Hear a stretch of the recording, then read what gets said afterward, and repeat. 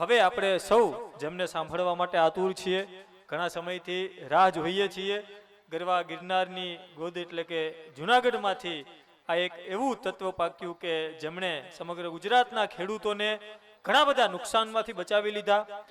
એમની એવી સચોટ આગાહીઓ છે કે ઘણા સમય પહેલા એવું થતું કે ભાઈ હવામાન વિભાગ એની રીતે આગાહી કરતું, કોઈ જાણકાર છે તો એ લોકલ લેવલે એમની રીતે આગાહી કરતા, પણ પરેશભાઈ ગોસ્વામી જે આગાહી કરે છે સમગ્ર ગુજરાત, એ પછી ઉત્તર ગુજરાત હોય, એ પછી મધ્ય ગુજરાત હોય, એ સૌરાષ્ટ્ર હોય, એ કચ્છ હોય, ત્યાંના દરેક ખેડૂતો માટે જેમણે સચોટ આગાહી આપી, જેમની આગાહીમાંથી ખેડૂતોએ એ પ્રમાણે એમનું ખેતીનું આયોજન કરી, એ પ્રમાણે એમના પાકને બચાવવા માટેનું આયોજન કરી અને ઘણા બધા નુકસાન થતા માલને બચાવ્યા છે. તો એવા પરેશભાઈ ગોસ્વામી આજે એમનું પોતાનું લાઈવ બંધ રાખી અને આપના આમંત્રણને માન આપી અને આજે પધાર્યા છે. અને આપ સૌ પણ એમને સાંભળવા માટે ઉત્સુક છો એ મને સુપેરે ખ્યાલ છે. ત્યારે સૌથી પહેલા આપણે રમેશભાઈ નગાબાપા અને વસરામભાઈ વિપ્રોતોને વિનંતી કરીએ કે પરેશભાઈને શિલ્ડ આપી અને એમને સન્માનિત કરે, અને ત્યારબાદ હું પરેશભાઈ ગોસ્વામીને વિનંતી કરીશ, વેધર ગુરુ તરીકે જાણીતા પરેશભાઈ આપણા સૌની વચ્ચે આજના આ કાર્યક્રમને સંબોધિત કરે. એમને અને આપ સૌ જેના માટે અહીંયા બેઠા છો કે ભાઈ હવે ક્યારે ઠંડી ઓછી થવાની છે, કે પછી માંડવીના ભાવ ક્યારે વધવાના છે, આગામી સમયમાં ચણાના ભાવ, ઘઉંના ભાવ કેવા રહેવાના છે, તમામ તમારા પ્રશ્નોનું સમાધાન, એ પ્રશ્નોનું નિરાકરણ એ એમની વાણીમાંથી મળવાનું છે. તો હું હવે રમેશભાઈ નગાબાપા અને વસરામભાઈ વિપ્રોતોને વિનંતી કરીશ કે શિલ્ડ આપી અને પરેશભાઈ ગોસ્વામીનું સન્માન કરે.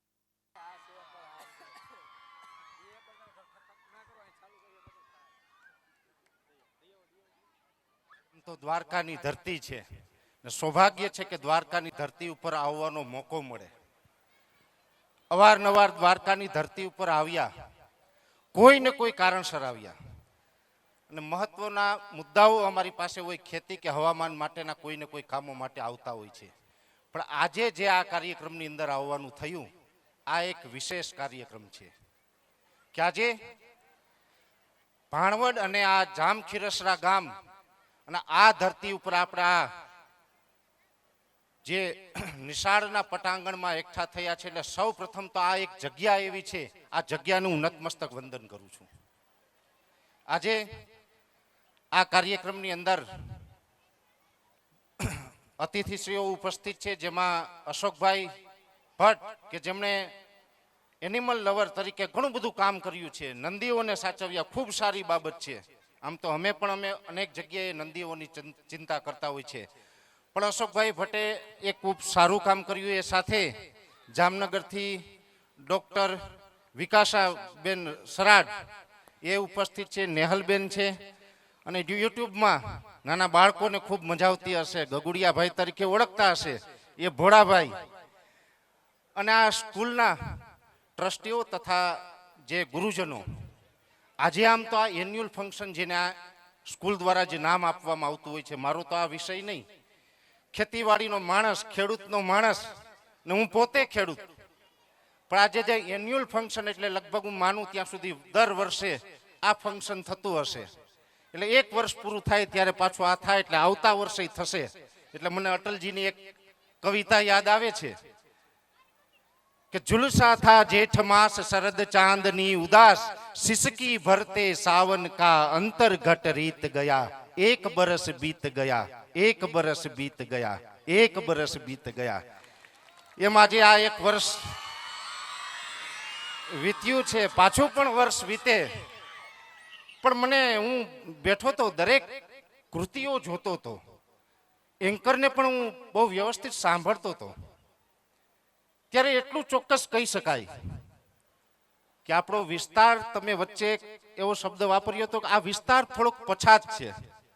વિસ્તાર પછાત હોય ન હોય એ બે નંબરની વાત છે, પણ એટલું ચોક્કસથી કહું છું કે આ સ્કૂલની અંદર જે બાળકો તૈયાર થયા છે અને આ સ્કૂલના બાળકોએ જે કોન્ફિડન્સથી અહીંયા પરફોર્મન્સ કર્યું છે, એ બાળકોનું ટેલેન્ટ બતાવે છે કે કદાચ વિસ્તાર પછાત હશે પણ આ સ્કૂલના બાળકો પછાત નથી. આ હું ગેરંટી સાથે કહું છું. અને આ બાળકોએ સાબિત કર્યું છે કે આ સ્કૂલે જે આ વિસ્તારની જે આપ્યું છે ને, એ એક એક એવા હીરા છે. એટલે આમાં ટૂંકમાં એટલું કહી શકાય, આ હીરાનું કારખાનું છે. આની અંદર જે શિક્ષકો છે ને એ હીરા ઘસવાનું કામ કરે છે. આ કાચા હીરા છે ને આ તમામને ઘસી અને કરોડો અબજો રૂપિયાના હીરાઓ છે ને એ આ સ્કૂલ કરવાનું કામ કરે છે. મને આમ તો હંમેશા કોઈ પણ જગ્યાએ કોઈ પણ કાર્યક્રમની અંદર જાઉં એટલે હું કોઈ પણ જગ્યાએ સ્કૂલમાં જાઉં ને ત્યારે મને ખૂબ આનંદ થાય. આનંદ એટલા માટે થાય કે અમે એવી જગ્યા ઉપર જઈએ છીએ કે અહીંયાથી કોણ જન્મ લેશે ને એનું કોઈ નક્કી નથી. સ્કૂલમાંથી ઘણી વખત ક્રાંતિકારી બને, કોઈ ખેડૂત બને, કોઈ દેશનો સિપાહી બને, પણ એ સાથે સ્કૂલના ક્લાસમાંથી નીકળેલું બાળક કોઈ પ્રધાનમંત્રી પણ બને, રાષ્ટ્રપતિ પણ બને, વૈજ્ઞાનિક પણ બને, અને કોક એવો મહાન વ્યક્તિ આ સ્કૂલમાંથી જન્મ લે કે જેને કારણે એ દેશની નામના ઓલ ઓવર પૃથ્વીમાં થાય. એટલે આ સ્કૂલ તો હંમેશા વંદનીય હોય છે અને સૌભાગ્ય હોય છે કે અમે તો ઘણા વર્ષથી ભણી લીધા પણ આજે ફરી આ સ્કૂલમાં આવવાનું થયું. આમ તો હું ખેડૂત છે એટલે એકદમ ખેડૂતની ભાષામાં દેશી આપણી કાઠિયાવાડી ભાષામાં બોલવાવાળો માણસ છે. પણ આજે જેવી રીતે તમે વાત કરો છો કે અહીંયા વિદ્યાર્થીઓ પણ છે અને વાલીઓ પણ છે. વિદ્યાર્થી અને વાલી આ સંબંધ છે ને એ ગુરુજનો સાથેનો અતૂટ સંબંધ છે. પહેલા તો ગુરુજનો એટલે આપણે બધાને ખબર છે કે જેમની પાસેથી આપણે જ્ઞાન મેળવીએ એ ગુરુ છે આપણા. તો આ વાલીઓ કોણ છે? વાલીઓ તો આ એક નથી પણ અનેક છે કે બાળકોના જે માતા પિતા છે. અને વાલી શબ્દ જ શું કામ કહેવામાં આવે? આ લગભગ બધાના મનમાં હશે કે વાલી જ શું કામ? તો સ્કૂલની અંદર જે શિક્ષણ આપે છે, જે જ્ઞાન આપે છે તે સ્વાભાવિક રીતે ગુરુ છે. પણ તમે બધા આમ તો આપણે બધા ભારતીય સંસ્કૃતિમાં પરંપરામાં જીવીએ છીએ ને ભગવાન શ્રી રામથી કોઈ અજાણ હોય, બાળકો થોડોક અવાજ ઓછો કરજો, મારી વાતમાં તમને મજા નહીં આવે પણ થોડુંક બોલવા દો મને, ઘરે કોઈ સાંભળતું નથી, અહીં તો બોલવા દો તમે. આ મારી કમલેશભાઈ વિડમણા બધા આ છે, ઘરે સાંભળે નહીં, મને એમ થાય જામ ખીરસામ તો છોકરાને સાંભળવા દેતા, બોલવા નથી દેતા. એટલે કે આપણે ભગવાન શ્રી રામથી તો કોઈ અજાણ ન હોય. અને ભગવાન શ્રી રામ એટલે આપણા બધાનું અંદરનું તત્વ છે, એક અંદરનો આત્મા છે.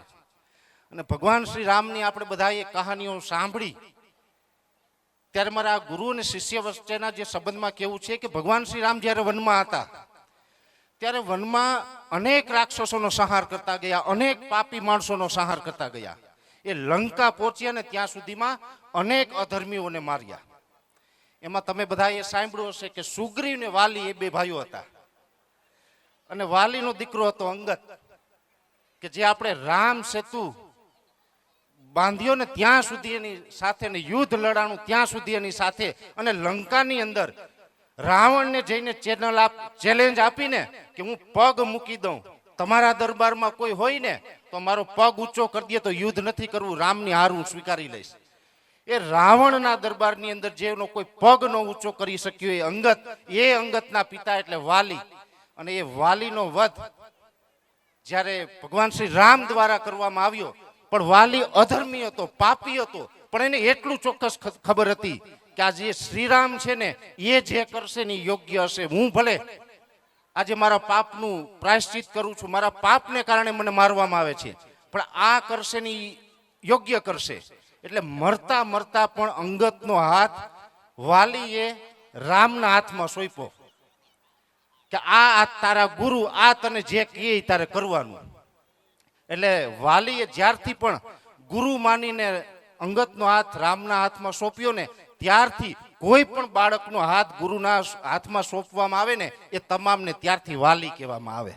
આ વાલીની હું સમજ્યો ત્યાં સુધી આ એક પરિભાષા છે. અને ગુરુ શિષ્યના તો જે સંબંધો છે, આમ તો ગુરુ એટલે શિક્ષક એ બહારથી કઠોર હોય પણ અંદરથી કોમળ હોય. મને તો આશ્ચર્ય થાય, ઠીક છે કે સમયાંતરે સિસ્ટમો બદલતી હોય, પરંપરાઓ બદલતી હોય. હવે તો લગભગ રમેશભાઈ એવી કંઈક સિસ્ટમ છે ને કે બાળકોને મારવા નહીં.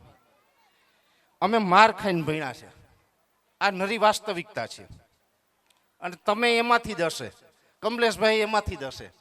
હું તો એમ માનું કે આજે આ બધા જે આપણે વાલીઓ છે ને, બાળકને જ્યારે આપણે સ્કૂલમાં દાખલ કરવા આવીએ ને ત્યારે ગુરુ દક્ષિણા તો પાછળથી આપવાની હોય. એ તો પાંડવો ગુરુ દ્રોણ પાસે ગુરુ દક્ષિણા આપતા, એ એમના પાસેથી શિક્ષણ લેતા તો ગુરુ દક્ષિણા આપતા. એ ગુરુ દક્ષિણા છે ને એ પણ પરંપરા આજના સમયમાં પણ આપણે ચાલી આવી છે. આપણે સ્કૂલની ફીસ ભરીએ ને એક પ્રકારની ગુરુ દક્ષિણા છે અને એ પવિત્ર વસ્તુ છે. ગુરુ દક્ષિણા અત્યારના સમયની અંદર જે આપણે સ્કૂલ જે ફીસ ભરીએ છીએ ને એ એક પ્રકારની બાળકો તરફથી આપવામાં આવતી ગુરુ દક્ષિણા છે. એ બહુ પવિત્ર વસ્તુ છે. પણ ગુરુ દક્ષિણાની સાથોસાથ દરેક વાલીઓને મારી એવી ભલામણ છે કે એક સોટી પણ શિક્ષકોને આપજો.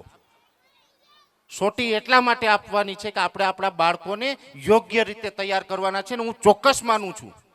ભલે કદાચ કાયદા સિસ્ટમ હશે, હું એનો કોઈ વિરોધ નથી, પણ મારું એવું માનવું છે કે આપણું જે બાળક છે એનો શિષ્ય છે ને, શિષ્ય દંડને પાત્ર હોય તો ગુરુએ દંડ આપવો જ જોઈએ. અને જે શિષ્યને દંડ આપવામાં નથી આવતો ને એ શિષ્યનું કોઈ ભવિષ્ય નથી હોતું. એટલે આ બાબતની કોઈ વાલીઓએ ફરિયાદ ન કરવી, આવું મારું અંગત માનવું છે. આમ તો આપણે બધા શિક્ષણ લઈએ છીએ, ભણીએ છીએ ને શિક્ષણનો કોઈ વિકલ્પ નથી. પણ મોટા ભાગે આમ તો હવે આપણામાં એક એવું કલ્ચર આવ્યું છે, આપણી એક માનસિકતા ઉત્પન્ન થઈ છે કે શિક્ષણ શા માટે લેવું, શિક્ષણનો હેતુ શું? તો 90% ઉપર કેસની અંદર એવું બને છે કે શિક્ષણનો હેતુ માત્ર આપણે નોકરી જ માનીએ છીએ કે મારે મોટું થઈને ભણી ગણીને સારું ઓફિસર બનવું, સારી જગ્યાએ નોકરી કરવી છે. શિક્ષણનો હેતુ નોકરી ક્યારેય ન હોઈ શકે. શિક્ષણ છે એ ઉજળા જીવન માટે જરૂરી છે અને માત્ર નોકરી જો શિક્ષણનો હેતુ હોય તો હું માનું ત્યાં સુધી મુકેશ અંબાણીનો છોકરો અભણવો હોવો જોઈએ. એને તો નોકરી કરવી જ નથી, તો એનો છોકરો અભણ હોવો જોઈએ. દરેક ઉદ્યોગપતિના છોકરા છે એ અભણ હોવા જોઈએ, એને ક્યાં નોકરી કરવાની છે? પણ શિક્ષણનો હેતુ છે એ માત્ર નોકરી ન હોવો જોઈએ. હું તો માનું ને હું તો ઘણી જગ્યાએ કહું છું, હું તો ખેડૂત મિટિંગો મારી ગુજરાતભરની અંદર થાય છે. પ્રાકૃતિક ખેતીના સેમિનારો અમે કરીએ છીએ. આ પ્રાકૃતિક ખેતીના સેમિનારોમાં હંમેશા કહું છું કે મારે ભણેલા ગણેલા લોકો પાસે ખેતી કરાવવી છે. તમારે ખેતી કરવી હોય, વ્યવસાય કરવો હોય, હું તો ત્યાં સુધી કહું ખીચાકાતરું બનવું હોય ને તોય ભણવું તો પડશે જ. એનો કોઈ વિકલ્પ નથી. એટલે ભણવું, યોગ્ય રીતે ભણવું. આમ તો આજે નવસર્જન એકેડમી ભાણવડ અને ભગીરથ વિદ્યાલય જામખીરસરા બંનેના સંયુક્ત ઉપક્રમે આજે આ કાર્યક્રમ છે ને અહીંયા ગુજરાતી માધ્યમની શાળા તો છે જ, પણ એ સાથે હવે આવનારા સમયની અંદર અંગ્રેજી માધ્યમમાં પણ બાળકોને શિક્ષણ મળે, અંગ્રેજીમાં તમે પાછળ ન રહી આવો એ માટેની વ્યવસ્થાઓ પણ હવે થઈ છે. હા, એક ચોક્કસથી છે, હું એક માનું છું કે માતૃભાષામાં શિક્ષણ લેવું ને એ ખૂબ જરૂરી છે. આપણે જે વિસ્તારમાં રહેતા હોય, આ એવી વાત છે લોકોને મોટા ભાગે ઘણી વખત આપણે ખબર નથી હોતી, કેમ કે આપણે મનુષ્ય કે એવો જીવ છે. અટલજી મારા પ્રિય કવિ છે એટલે એ કહેતા ના, બાળકોને આમ તો દરેક જગ્યાએ સમસ્યા આવે ને ત્યારે હું એટલું કહી શકું કે આ તો ભારતનું ભવિષ્ય છે. હાર પર પણ હું હસતો રહ્યો, જીત પર પણ હું હસતો રહ્યો. ક્યારે આપણે આમ હારીએ નિરાશ થવાનું નહીં, દુઃખી થવાનું નહીં. હાર પર પણ હું હસતો રહ્યો, જીત પર પણ હું હસતો રહ્યો. એટલી જિંદા દિલીને દાદ દે તે ધરી, તલવાર તો હું ખુદ છે પણ એની ધાર પર હું હસતો રહ્યો. આવા બાળકોને જ્યારે આપણે શિક્ષણ આપવાનું છે કે તલવારની ધાર પર હસી શકે, ત્યારે હું એક ચોક્કસ માનું કે આપણી માતૃભાષામાં શિક્ષણ હોવું જોઈએ. ને હું પણ માતૃભાષામાં ભણેલો ને એકદમ શુદ્ધ કાઠિયાવાડી બોલું. મને ગુજરાતી શુદ્ધ રીતે સારી રીતે કદાચ કોઈ બોલવાનું કે હું બોલી નથી શકતો, કેમ કે હું ગામડાનો માણસ છે, ખેડૂત છે. પણ મને એટલી ખબર પડી કે અંગ્રેજીની પણ જરૂર છે, કેમ કે હું ગુજરાતી મારા ગુજરાતની અંદર દેશી ભાષામાં બોલતો, પણ મારે નોલેજની જરૂર પડે. હવામાન વિશે તમે બધા સોશિયલ મીડિયાના મારફતે, ટીવી ચેનલોના મારફતે જ્યાં પણ તમે સાંભળતા હશે ત્યાં જે તમને માહિતી આપું, પણ મારે પણ અલગ અલગ વિસ્તારોમાં નોલેજ મારું અપગ્રેડ કરવા જવું પડે. એટલે લગભગ વર્ષે 2-3 કન્ટ્રી હું જાઉં છું. એટલે પછી તો એમાં અમે મલેશિયા ગયો, આફ્રિકા ગયો, યુગાન્ડા ગયો, આફ્રિકામાં કેનિયા ગયો, વિયેતનામ કે ઘણા દેશોની અંદર હું ગયો એટલે ત્યારે મને ખબર પડી કે અંગ્રેજી જરૂરી છે. એટલે મને આમ ફાવે, પણ ભાંગું તૂટું આપણે કહીએ ને એવું ફાવે, પણ જરૂરી આ જમાનાની અંદર ચોક્કસ થઈ ગયું. બાકી અત્યાર સુધી હું એમ માનતો હતો કે અંગ્રેજી ભાષા કરતાં સંસ્કૃત ભાષાને મહત્વ મળવું જોઈએ. અત્યારે પણ માનું છું ચોક્કસ મળવું જોઈએ. સંસ્કૃત ભાષા છે ને એકદમ સમૃદ્ધ ભાષા છે. જો અંગ્રેજી ભાષાની વાત કરવા જઈએ તો આમ સરળ છે, શીખવું પણ સરળ છે અંગ્રેજી. અને અંગ્રેજી ભાષાની અંદર શબ્દ ભંડોળ ઓછા છે એટલે સરળ છે. સામાન્ય રીતે આપણે અંગ્રેજી હોય, હિન્દી હોય, ગુજરાતી હોય, સંસ્કૃત હોય, અનેક પ્રકારની જે ભાષા છે અને અનેક પ્રકારની ભાષામાં શિક્ષણ આપવામાં આવે છે. ત્યારે અંગ્રેજીની વાત કરવા જઈએ તો અંગ્રેજીમાં મૂળ શબ્દ કેટલા? તો કે 4000 અંગ્રેજી ભાષાના મૂળ શબ્દ. પછી ડચ, ફ્રેન્ચ, જાપાનીઝ, જર્મનીઝ વગેરે ભાષામાંથી અલગ અલગ શબ્દ જોડી અને 12000 શબ્દવાળી બનાવેલી ભાષા. એટલે શબ્દ ઓછા છે. દાખલા તરીકે કોઈ નાનું બાળક છે ને આપણે કેવું છે કે ઊભો થાય એટલે આપણે તું કહીએ, પણ મોટી ઉંમરના હોય તો આપણે તમે કહીએ. બે શબ્દ છે ને આપણી પાસે.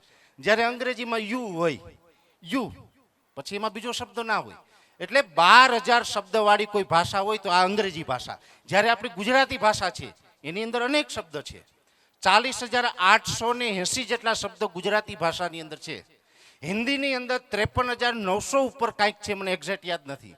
અને એવી જ રીતે સંસ્કૃતની અંદર 1,13,700 આસપાસના શબ્દ છે. એટલે સૌથી વધારે શબ્દવાળી સમૃદ્ધ ભાષા કોઈ હોય ને તો એ સંસ્કૃત છે. સંસ્કૃત ભાષાની અંદર એક શબ્દનો બીજો અર્થ જ નથી.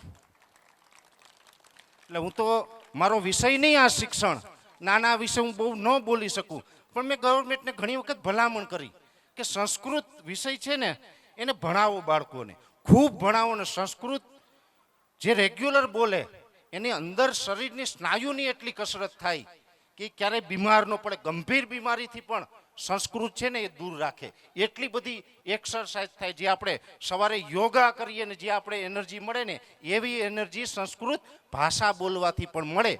એટલે સંસ્કૃત ભાષા એ આપણે બાળકોને થોડુંક વજન આપજો તમે, એવી હું આશા રાખું. મને તો અત્યારની શિક્ષણ પદ્ધતિ ખબર નથી, અમારો વિષય નથી.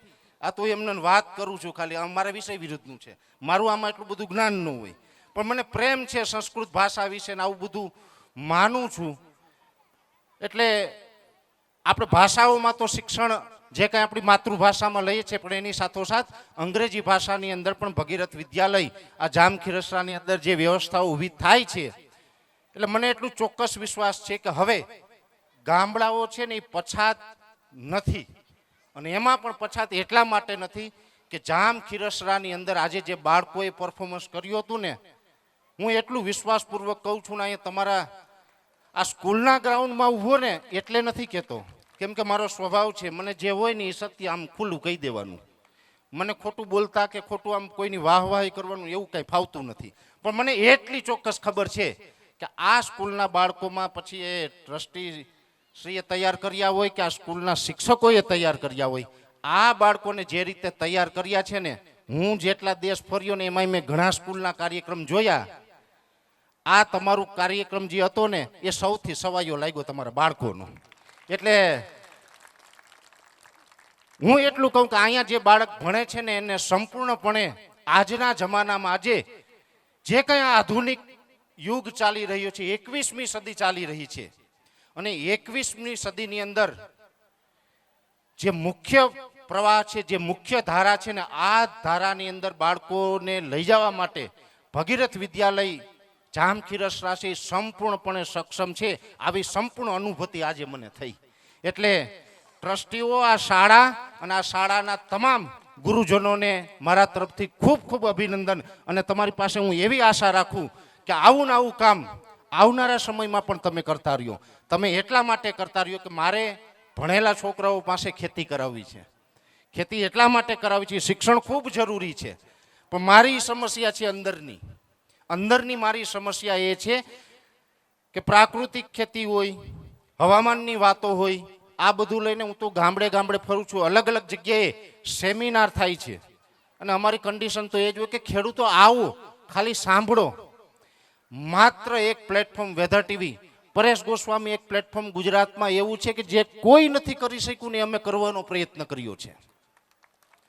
કોઈ નથી કર્યું ને એ કરવાનો અમે પ્રયત્ન કર્યો. તો કે શું કરવાનો પ્રયત્ન કર્યો કે હું એક વેધર એક્સપર્ટ હોવાને કારણે તમને હવામાનની માહિતી આપું છું. એ સાથે મારું ગ્રેજ્યુએશન એગ્રીકલ્ચરમાં થયું છે. એટલે એગ્રીકલ્ચરમાં ગ્રેજ્યુએશન કર્યા પછી એગ્રીકલ્ચર ફિલ્ડ ઉપર મેં છેલ્લા 20 વર્ષથી હું સક્રિય છું, કામ કરું છું. એટલે જે મારો એક્સપિરિયન્સ છે, અનુભવ છે, આ અનુભવ આપણા ગુજરાતની ખેતીમાં લાગે ને ભારત દેશની અંદર એક નવી કૃષિ ક્રાંતિ ઊભી થાય, આ હેતુથી હું ગુજરાતના ગામડા ફરું છું. એટલે અમે એવું કર્યું છે કે ગુજરાતના ગામડા ફરીએ છીએ, એમાં કોઈ પણ જગ્યાએ જઈએ, પ્રાકૃતિક ખેતી કરવી હોય, ઝેર મુક્ત ખેતી કરવી હોય તો એને સંપૂર્ણપણે ગુજરાતના ખેડૂતોને ટ્રેનિંગ આપવાની જવાબદારી અમારી, અને એમાં 1 રૂપિયાનો પણ ચાર્જ લીધા વગર. ગુજરાતમાં કોઈ પણ વિસ્તારની અંદર અમારો સેમિનાર થાય, એમાં કોઈ ચાર્જ નથી હોતો, અમારા ઘરના ડીઝલથી જવાનું હોય. અને હું તમને ત્યાં સુધી કહું, તમે તો યુટ્યુબ ઉપર મને બહુ જોઉં છો, અમે તો ઘણી વખત અમુક હોર્મોન્સ હોય કે અમુક જે કેમિકલ ફ્રી પ્રોડક્ટ હોય કે ખેડૂતને કેમિકલ ન વાપરવું પડે અને આ પ્રોડક્ટ વાપરે તો સારું, અમે ઘણી વખત સારા એવા હોર્મોન્સની પણ ભલામણ કરતા હોય. તો આપણું જે પ્લેટફોર્મ છે, મને તો ઘણી બધી ઓફરો આવે છે, તમે બધા તો પરિવારના છે, આમાં કોઈ બહારના છે નહીં, એટલે ખુલ્લી વાત થતી હોય. દેવસીભાઈ, અમારે આ તમારે જામખી રસરામાં દેવસીભાઈ, આમ તો દેવસીભાઈ છે ને મારા 20 વર્ષ જૂના મિત્ર છે ને આ તમારે જામખી રસરામાં હું 20 વર્ષથી આવું છું. આ બહુ જૂના મારા મિત્ર છે. એટલે અમારું જે પ્લેટફોર્મ છે એમાં ગુજરાતના ખેડૂતોનો વિશ્વાસ છે. એટલે મારી જવાબદારી એટલી આવી કે ખેડૂતોનો વિશ્વાસ મારી ઉપર હોય ને તો એ વિશ્વાસ કોઈને વેચવો નહીં. એટલે ઘણી વખત અમે કોઈ પ્રોડક્ટની ભલામણ કરતા હોય તો ઘણા બધા મિત્રો આપણા વિશે ન જાણતા હોય, એ મિત્રોને એવું હશે કે આની અંદર કાંઈક ચાર્જ હશે. હું તમને ચોક્કસથી કહું છું કે ઘણી બધી કંપનીઓ છે, હું 4 મિનિટ કોઈ પણ વિડીયો હોય, કોઈ પણ પ્રોડક્ટ હોય, એ પ્રોડક્ટ વિશે માત્ર 4 મિનિટ બોલવાના મને 2.5 થી 3 લાખ રૂપિયા ચાર્જ આપે. કેટલો? ઓફર, ટૂંકમાં ચાર્જ નહીં પણ ઓફર, કે 2.5 થી 3 લાખ રૂપિયા 4 મિનિટનો મારો ચાર્જ. પણ એ એક જ જવાબ હોય કે અમારી ત્યાં કોઈ ચાર્જ નહીં લેવામાં આવે. એ આપવા તૈયાર છે પણ નહીં લેવામાં આવે. અમે ખેડૂતનું હિત કરવા માટે કામ કરીએ છીએ, એટલા માટે ચાર્જ નથી આ રાખ્યો, એટલા માટે અમે કન્ડિશનથી કામ કરીએ છીએ. અને હું અનેક વખત બોલી ગયો છું, અમારી યુટ્યુબ ચેનલ ઉપર કોઈ પણ જાહેરાતના ક્યારેય પૈસા લીધા હોય ને તો મારા માટે ગાયની માટી સમાન છે, ક્યારેય ન હોય. એ પૈસા અમારા માટે ગાયની માટી સમાન હોય, ક્યારેય પૈસા ન હોય. એટલે હું એટલું વિશ્વાસપૂર્વક કહી શકું છું કે ગુજરાતની અંદર એકમાત્ર પ્લેટફોર્મ એવું છે કે જ્યાં 1 રૂપિયો પણ લીધા વગર જાહેરાતો થાય છે. અને આવું પ્લેટફોર્મ ગુજરાતમાં આવનારા સમયમાં લગભગ નહીં મળે, અને મળશે તો મને ખૂબ આનંદ થશે. પણ મારે આ બધાને ભણેલા લોકોને ખેતી કરાવી છે. એમાં એવું છે કે અત્યારે હવે શહેરીકરણ થઈ રહ્યું છે. ભારતની 140 કરોડની વસ્તી છે, એની ટોટલ વસ્તીના 30% વસ્તી છે એ રમેશભાઈ શહેરી વસ્તી છે, સિટીમાં રહીએ છીએ. 70% વસ્તી છે એ ગ્રામ્ય વસ્તી છે. અલગ અલગ પ્લેટફોર્મો ઉપરથી અમે જે સર્વે કર્યું, અત્યારે જે પ્રમાણે શહેરીકરણ થાય છે આવી જ રીતે કન્ટિન્યુ શહેરીકરણ ચાલુ રહ્યું તો 2050 સુધીમાં ગ્રામ્ય વસ્તી 30% થઈ જશે અને શહેરી વસ્તી 70% થઈ જશે.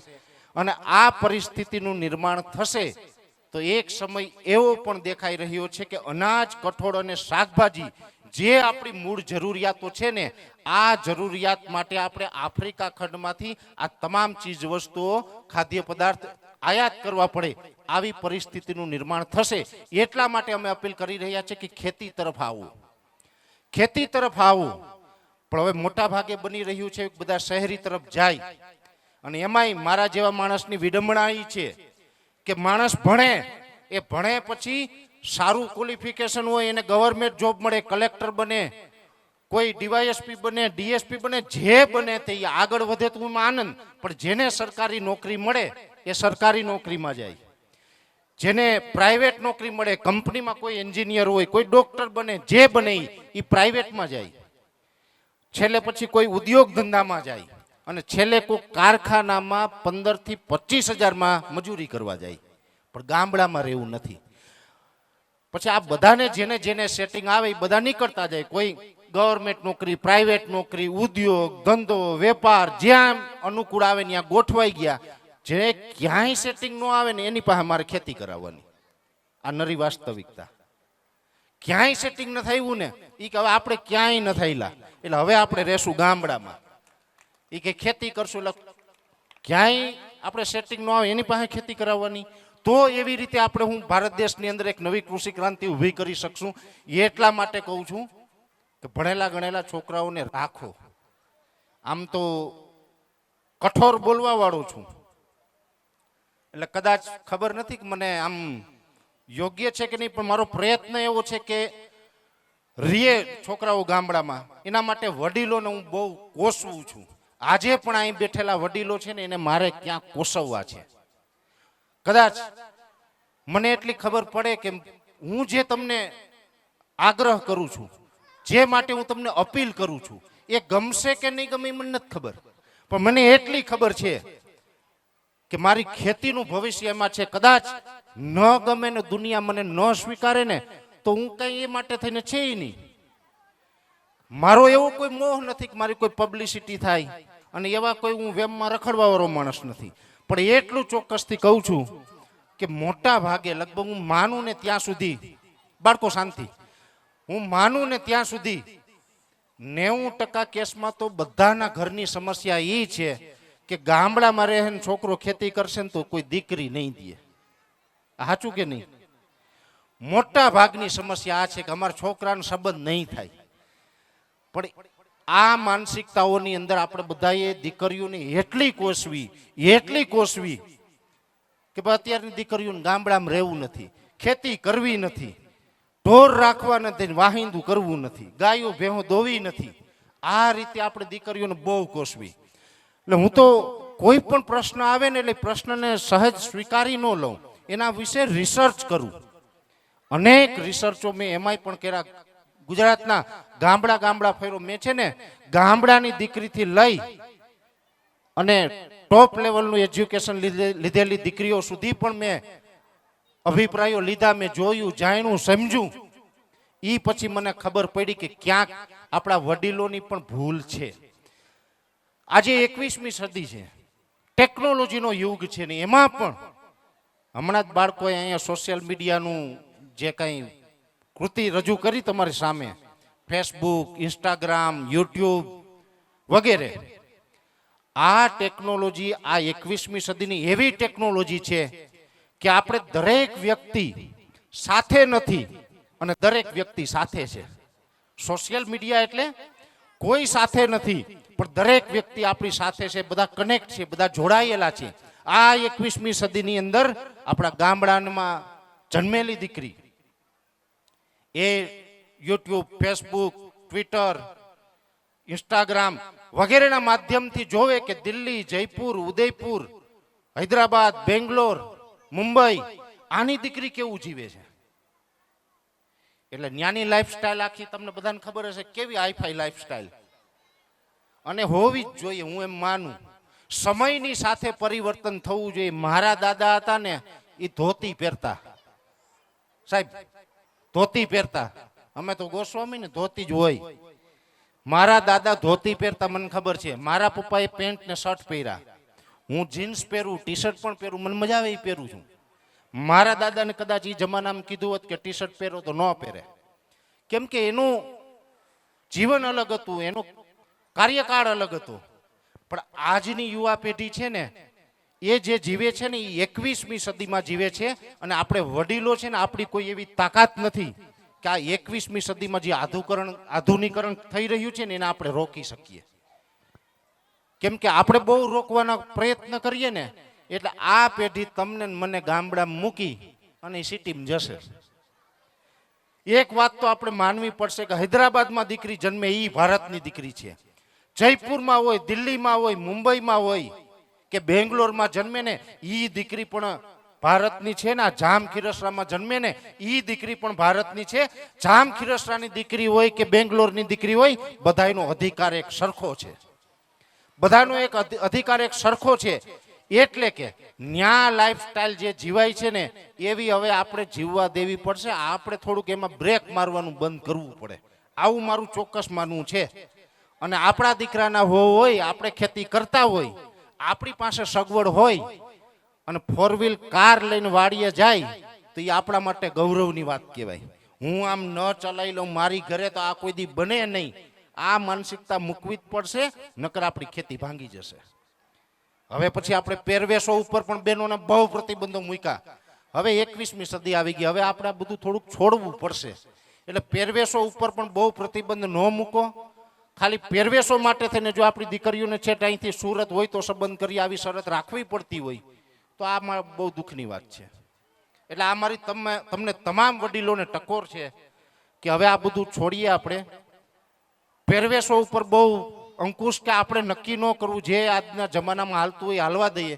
નહીં, એક ચોક્કસ વાત છે કે હું દરેક જગ્યાએ કહું છું ને આ બાળકોને ખાસ, આ બાળકો મોટા થાય ને તમારે 4 વસ્તુ યાદ રાખવાની છે.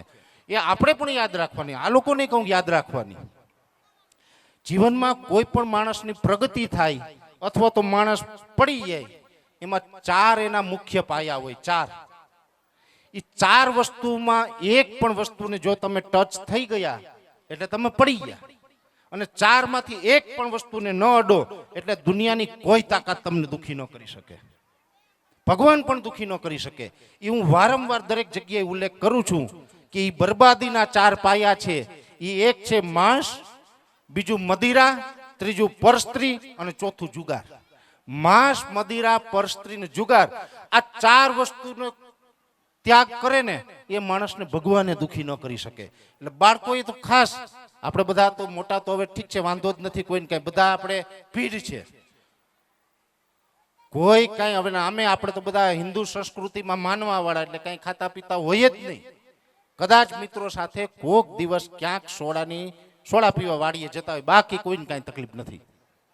સિંગ ભેગી લઈ જતા હશે, બાકી કોઈને કઈ તકલીફ નથી, બધું રેડી છે. એટલે પણ મારી એક એમાં ટપોર માર્મિક એ છે કે આવું કદાચ હોય તો ધ્યાન રાખજો, કેમ કે આ 4 વસ્તુમાં એક વખત ટચ થઈ ગયા ને એટલે જિંદગીમાંથી ગયા, દુનિયામાંથી ગયા. પણ આજે આમ તો આ નવસર્જન એકેડમી ભાણવડ અને ભગીરથ વિદ્યાલય જામખીરસરા એનો જે આ એન્યુઅલ ફંક્શન, જે આ કાર્યક્રમ હતો, એટલે એમાં ખાસ આ વિદ્યાર્થીઓના ભવિષ્ય બાબતે કાર્યક્રમ હતો ને એમાં પણ આ સ્કૂલનું જે કામ છે, આનું મેનેજમેન્ટ છે, આની શિક્ષણ પદ્ધતિ છે, એ મને મજા આવી. એટલે આખું જાણ્યા જોયા પછી મને એમ થયું, મેં કમલેશભાઈને કીધું કે હું આવું છું જામખીરસરા. નકર એક વાતે પાકી કે રવિવારે આપણો લાઈવ કાર્યક્રમ બંધ ના હોય. જે લોકો મને યુટ્યુબમાં જોવે છે એ બધાને ખબર છે કે ખેડૂત સમાધાન નામથી લાઈવ કાર્યક્રમ થાય ને એ ક્યારેય બંધ નથી થતો. દેવસીભાઈ, તમે તો મને બહુ જાણો છો સાહેબ, મારું જીવનનો એક રેકોર્ડ છે.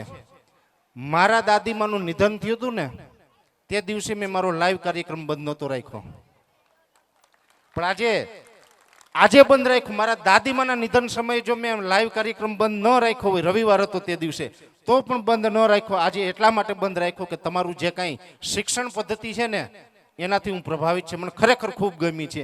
એટલા માટે તમારી ત્યાં જે બાળકોનું ભવિષ્ય થશે ને એ હું લાઈવ કાર્યક્રમમાંથી ગમે એટલા બરાડા પાડીશ ને તો પણ તમારી ઓવરટેક નહીં કરી શકું, એ મને ખબર છે. એટલા માટે થઈને તમને સહયોગ આપવા આવ્યો છે.